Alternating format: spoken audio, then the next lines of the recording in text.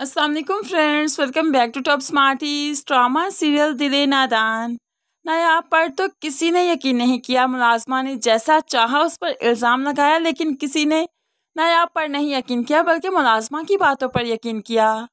ऐसे में निगार बेगम तो और भी भड़का देती है अपने बेटे को, तो बेटे ने भी तलाक देने का फैसला कर लिया। अब यहाँ पर जैवी जो कि अपनी माँ से कहने लगी, कब तक इस नायाब को हमें बर्दाश्त करना पड़ेगा, कोई ना कोई सोल्यूशन तो सोचिए ना। तो यहाँ पर माँ बेटी को खुशखबरी सुनाती है, फिक्र मत करो, आज जब जावेर आएगा तो वो आते ही इस नादान से लड़की को तलाक देकर यहाँ से रवाना कर देगा। इसके तो ज़हनो गुमान में भी नहीं होगा कि इसके साथ क्या कुछ होने वाला है।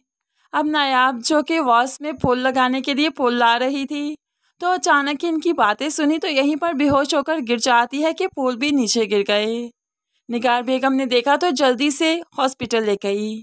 यहाँ पर जब नायाब हॉस्पिटल आई तो डॉक्टर ने गुड न्यूज़ दे दी, मुबारक हो, अब दादी बनने वाली हैं, जावेर बाप बनने वाला है। अब ये खबर तो निगार बेगम पर आसमान बनकर टूटी। क्या?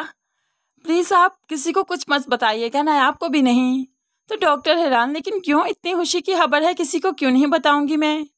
अब यहाँ पर निगार बेगम हंसते हुए कहने लगी, नहीं नहीं, मैं सरप्राइज़ देना चाहती हूँ, जावेर और नायाब को एक साथ सरप्राइज़ दूंगी। इतनी बड़ी खबर है, इतनी आसानी से तो नहीं सुनाऊंगी ना।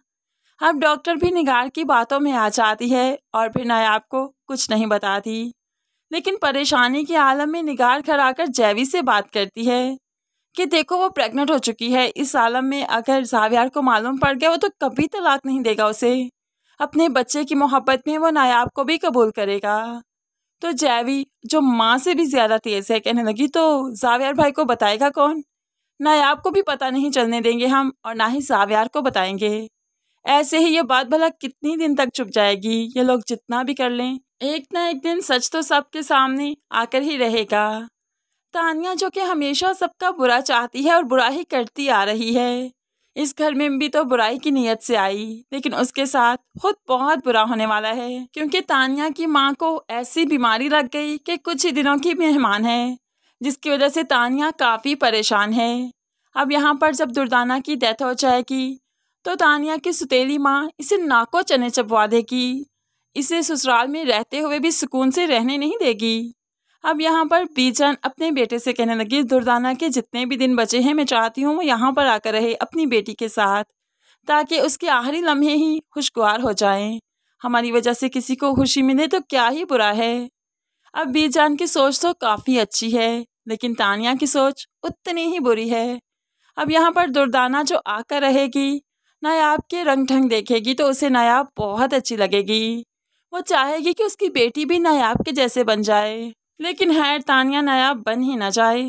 दूसरी तरफ दादी जब से नायाब के घर से आई हैं काफ़ी परेशान हैं, तो यहाँ पर बहू बेगम दादी को उकसाते हुए कहने लगी, आप क्यों परेशान हो रही हैं? अगर उसे आपकी कोई फ़िक्र होती, कोई आपकी कदर होती, तो वो आना चाहती आपसे मिलने के लिए, अपने शोहर को मना ना लेती। लड़कियां भला क्या कुछ नहीं कर लेती, कैसे नहीं मना लेती अपने शोहरों को, लेकिन उससे आपकी कोई फिक्र नहीं, इसलिए आप भी आइंदा उसे याद नहीं करेंगी। लेकिन दादी जानती है कि नायाब औरों के जैसी नहीं है, बहुत मासूम है, तभी तो उसे जावेर को मनाना भी नहीं आता।